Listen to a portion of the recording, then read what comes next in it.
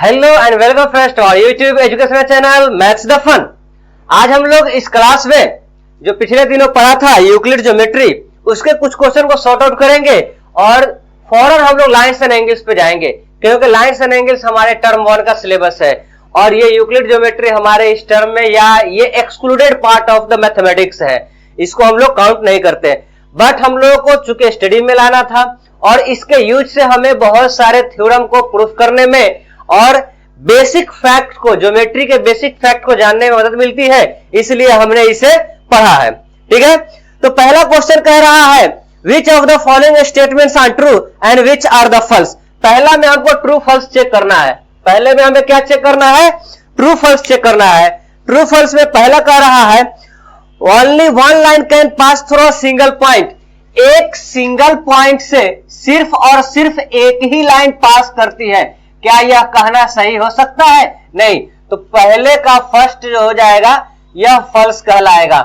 अब हम second question पे आते हैं। पहले के सेकेंड क्वेश्चन पे कह रहा है there are an infinite number of line can pass through two distinct point. दो अलग अलग पॉइंट से बहुत सारे लाइन पास कर सकते हैं। मान लेते हैं कि यहां पे ये दो पॉइंट है, अगर स्केल डाल के यहां से हम लाइन गुजारेंगे तो सिर्फ और सिर्फ एक ही लाइन गुजरेगा। तो इस तरह से हमारा सेकेंड भी फॉल्स हो जाता है। देयर आर इनफाइनाइट कह रहा है, इनफाइनाइट कहने का मतलब ये भी हमारा फॉल्स है। अगर हम थर्ड क्वेश्चन की बात कहते हैं a terminator line can be produced infinitely on both the direction. एक टर्मिनेटेड लाइन जो होता है इसको हम दोनों तरफ इनफाइनाइटली बढ़ा सकते हैं। इसको हम दोनों तरफ क्या कर सकते हैं? इनफाइनाइटली बढ़ा सकते हैं। तो यह ट्रू कह रहा है। क्या कह रहा है? ट्रू कह रहा है। अगर हम इसके फोर्थ क्वेश्चन की बात करें if two circles are equal then their radii equal. अगर दो सर्कल इक्वल है तो इन दोनों के रेडियाई भी आपस में क्या होंगे? इक्वल होंगे। यह हमारा ट्रू स्टेटमेंट है। यह हमारा क्या है? ट्रू स्टेटमेंट है। फोर्थ जो हो जाएगा हमारा क्या हो जाएगा? ट्रू हो जाएगा।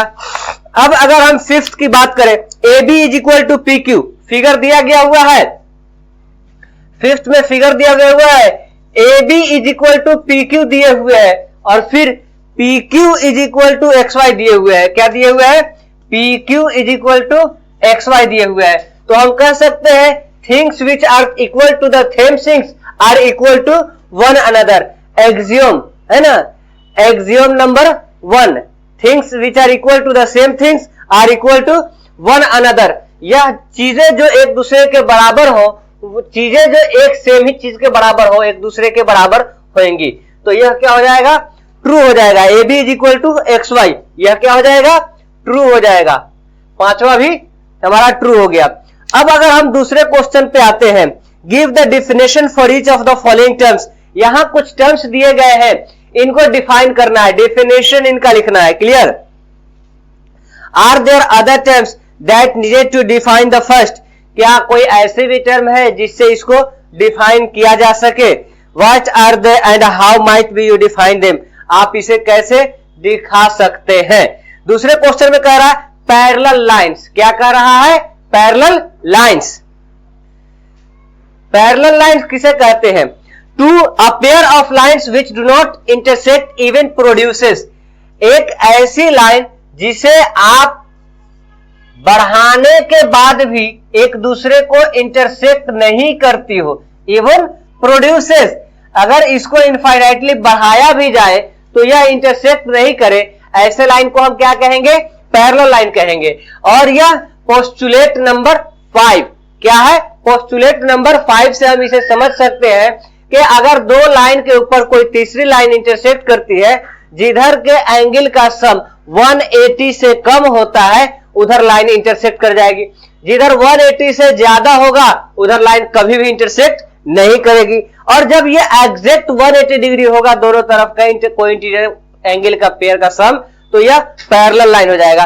तो इसे पोस्टुलेट 5 से भी डिफाइन कर सकते हैं। तो आप डेफिनेशन लिख लिया, अ pair of lines which is never intersect even produces are called parallel lines। और इसको हम पोस्टुलेट 5 से रिप्रेजेंट कर देंगे। फिर दूसरा है perpendicular lines. a pair of lines which intersect each other at right angle.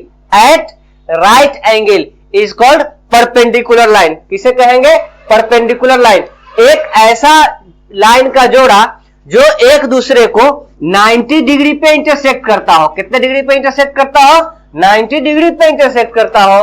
They are called perpendicular line. इसे हम क्या कहेंगे? परपेंडिकुलर लाइन कहेंगे. और इसे हम पोस्टुलेट 4 से एक्सप्रेस कर सकते हैं. Every right angles are equal. और राइट एंगल जो है यहाँ पे 90 डिग्री है. यह सब राइट एंगल आपस में इक्वल है. 4 पार्ट्स में बटेगा. यह परपेंडिकुलर लाइन कहलाएगा.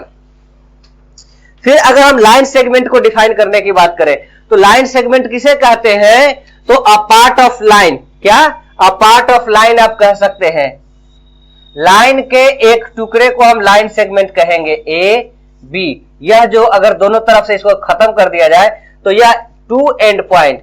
अ line having 2 end point is called line segment. या a part of line having 2 end points is called line segment. Clear? इसके बाद है radius of the circle. Circle का रेडियस हम किसे कहते हैं? इसे डिफाइन करना हो. A line segment joining the center to circumference या any point on the circumference is called radius. A line segment that joining the center to any points on the circumference is called radius. Clear? अब अगर a square की बात की जाए, a quadrilateral whose all sides and angles are equal to one another. एक ऐसा quadrilateral जिसके सारे के सारे sides और सारे के सारे एंगल्स आपस में एक दूसरे के बराबर हो, क्या कहलाएंगे? स्क्वायर कहलाएंगे. क्या कहलाएंगे? स्क्वायर कहलाएंगे. क्लियर? अब अगर हम क्वेश्चन नंबर 3 पे आते हैं. Consider 2 postulates given below. नीचे दिए गए के लिए 2 पोस्टुलेट्स लिख रहे हैं ना. Give any 2 distinct point A and B. There exist a third point C which is in between A and B. A और बी के बीच में आता हो. तो हम क्वेश्चन नंबर अगर 3 यहीं पे ले लेते हैं. ए और बी के बीच में आता हो. ए और बी. यह सी होगा. अगर सी ए और बी के बीच में आएगा तो a part is greater than whole. क्या 3 पॉइंट ऐसा हो सकता है जो कि सेम लाइन पे नहीं आता हो? यस. तो इसको हम क्या लिखेंगे? यस. ए बी और यहां पे हम ले लेते हैं सी. क्लियर? इसको हम लिखेंगे yes. Do these postulates contain any undefined terms? It is not any postulates. इसे हम postulates, 5th postulates ले सकते हैं तब जब इससे पैरेलल लाइन ड्रॉ करने की हमने बात उस दिन कही थी, है ना. आगे कह रहा है are these postulates consistent? No, it is not a postulate. Do they follow the Euclid postulate? No, it is not follow the Euclid postulates. अगर हम क्वेश्चन नंबर 4 की बात करें, 3 के बाद हम किस पे आ जाते हैं? क्वेश्चन नंबर 4 की बात करते हैं. क्वेश्चन नंबर 4 में कह रहा है if a point C lies between A and B such that AC is equal to BC. AC is equal to BC दिए हुए है. यहां पे A और B के बीच में कोई पॉइंट आया है C और दिए हुए है AC is equal to BC दिए हुए है. गिवन.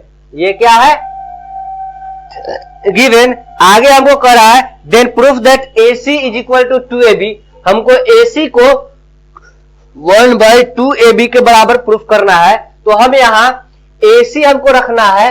तो हम क्या करते हैं कि add AC in both side. क्या कर देते हैं? Add AC in both side. Add AC in both side. हमने एक्सियोम में पढ़ा था when equal is added to the equal the wholes are equal या sum are equal. पढ़ा था ना. वैसे ही AC plus AC is equal to AC plus BC. यह दोनों मिलकर क्या हो जाएगा? 2AC is equal to AB. अब हम इसे क्या लिख सकते हैं? AC is equal to 1/2AB. Clear? Equal is divided भी यहाँ पे इस्तेमाल कर सकते थे. 2 से डिवाइड करेंगे तब ये बराबर होगा. क्लियर? या डायरेक्ट हम साइड चेंज कर दिया जैसा कि हम लोगों ने लीनियर इक्वेशन में किया करते थे हम लोग.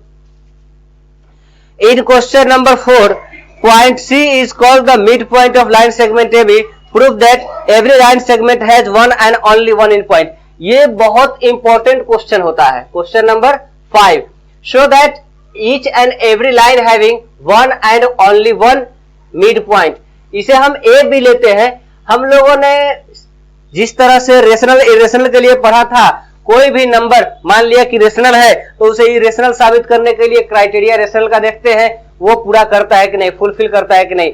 अगर फुलफिल रेशनल कर देता है तो रेशनल हो जाता है, अदरवाइज दुनिया के सारे नंबर इरेशनल हो जाएंगे। जो भी रियल नंबर होगा अगर रेशनल नहीं है तो बाकी वो इरेशनल होगा। मान लेते हैं कि इसके दो मिड पॉइंट है सी और D. Late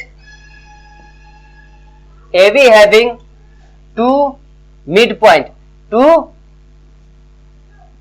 mid point C and D. मान लेते हैं इसके दो मिड पॉइंट है। कौन कौन है? सी और डी, इसके दो मिड पॉइंट है। 10 AC is equal to 1/2AB, equation 1 हो जाएगा। Also AD is equal to 1/2AB। यहां पे लिखेंगे if C is mid point. क्या लिखेंगे? If C is mid point. फिर यहां लिखेंगे if D is mid point, है ना। अब यहां पे यह हमारा दूसरा इक्वेशन हो जाता है। यहां AB 1/2AB 1/2AB, amount equal है 10। AC is equal to AD। तो हम कह सकते हैं A से C, A से D के बराबर है। This is possible, it is possible. दोनों का स्टार्टिंग पॉइंट A है। It is possible if D is D कंसाइडेड C। अगर D कंसाइड्स होगा किसके? C के, तभी ये पॉसिबल है। या D and C is same point और D and C is same point, तभी ये पॉसिबल हो सकता है। ये हम लोग 10। So we can say every line segment having a unique midpoint. So we can say every line segment having only one midpoint. तो जितने भी लाइन सेगमेंट होते हैं सब के सब सिर्फ और सिर्फ एक मिड पॉइंट होता है। क्लियर? अब अगर हम क्वेश्चन नंबर 6 की बात करते हैं, in figure 5.10 AC is equal to BD दिया हुआ है। क्वेश्चन में क्या दिया हुआ है? AC is equal to BD। Question number 6 की हम बात कर रहे हैं। Given AC is equal to BD। AC किसके बराबर दिए हुए हैं? BD के बराबर दिए हुए हैं। अब इसमें हम दूसरा कर सकते हैं, to proof AB is equal to CD। यहां पे हम डायरेक्ट लिख देते हैं to proof AB is equal to CD। AB is equal to CD given AC is equal to BD। हम subtract BC from both side, BC from both side. हम दोनों तरफ से BC सबट्रैक्ट कर लेते हैं। यह है हमारा A, D, B और C। अब AC में से BD सबट्रैक्ट करना है। AC minus BD is equal to AC minus BC subtract कर रहे हैं, है ना। BD minus BC। यहां AC में से अगर हम BC सबट्रैक्ट करते हैं तो ये बच जाता है AB इज इक्वल टू, यहां से यहां BD में से BC सबट्रैक्ट करते हैं तो यह बच जाता है CD। प्रूफ। क्वेश्चन नंबर अगर हम 7 की बात करते हैं, किसकी बात करते हैं? Question number 7, why is the axiom 5 is list of Euclid axiom consider universal truth. जी हाँ, ये तो वही है। A part is less than the whole. एक पार्ट जो होता है हमेशा छोटा होता है। ये दुनिया के हर फील्ड में लागू होता है, इसीलिए इसे हम यूनिवर्सली ट्रूथ कहेंगे। क्या कहेंगे? यूनिवर्सल ट्रूथ कहेंगे। A part is less than whole. कोई भी टुकड़ा जो होता है वो मुकम्मल से छोटा होता है, इसीलिए हम इसको यूनिवर्सल ट्रूथ भी कहते हैं। ये हर चीज पे लागू होता है। जैसे हम रोटी खा रहे हैं, रोटी थोड़ा मुकम्मल रोटी से रोटी कम है ना। एक देगची भात रखा हुआ है, उसमें से अगर 1 चम्मच निकालेंगे, 1 चम्मच जो होगा पूरे देगची से कम होगा, है ना। तो यह कंप्लीटली यूनिवर्सल ट्रूथ है, यह हर चीज पे लागू होता है। अगर हम दूसरे एक्सरसाइज पे इसके आते हैं, कह रहा है how would you rewrite the Euclid fifth postulate so that would you be easier to understand. आप 5.2 में पहला क्वेश्चन, आप यूक्लिड फिफ्थ पोस्टुलेट को कैसे लिखेंगे कि आसानी से समझा जा सके। तो हम सीधे कहें if a line falls over the two line the sum of interior angles of either side is 180 degree, then the line is parallel. Then the line is parallel. Does the Euclid fifth postulate imply the existence of parallel line? ये existence of parallel line पे लागू होता है ना। अब एक और तरह से कर सकते हैं, if, ये दूसरा हो गया। पहले के लिए हम कह सकते हैं if a line intersect the two lines, the sum of the pair of interior angle is less than 180 degree will be intersected after producing, will not be intersected if the sum is greater than 180 degree. अगर ये 180 से ज्यादा है तो इधर intersect नहीं करेगा, ये 180 से कम है तो इधर इंटरसेक्ट करेगा। अगर दोनों तरफ 180 डिग्री है तो ये कहीं भी इंटरसेक्ट नहीं करेगा, दोनों में से किसी भी तरफ नहीं, और यह पैरेलल लाइंस के लिए कहलाएगा। तो इस तरह से हमारा 5.2 भी कंप्लीट हो जाता है। क्लियर? हमारा क्या कंप्लीट हो जाता है? 5.2 भी कंप्लीट हो जाता है। अब हम लोग नेक्स्ट डे देखते हैं lines and angles. Next day क्या देखते हैं? Lines and angles. तब तक के लिए वीडियो को लाइक कीजिए, चैनल को सब्सक्राइब कर चुके हैं दोस्तों के साथ शेयर कीजिए, ताकि वो सारे के सारे लोग इससे ज्यादा से ज्यादा फायदा उठा सके। ठीक है, तब तक के लिए thank you very much, take care and bye bye.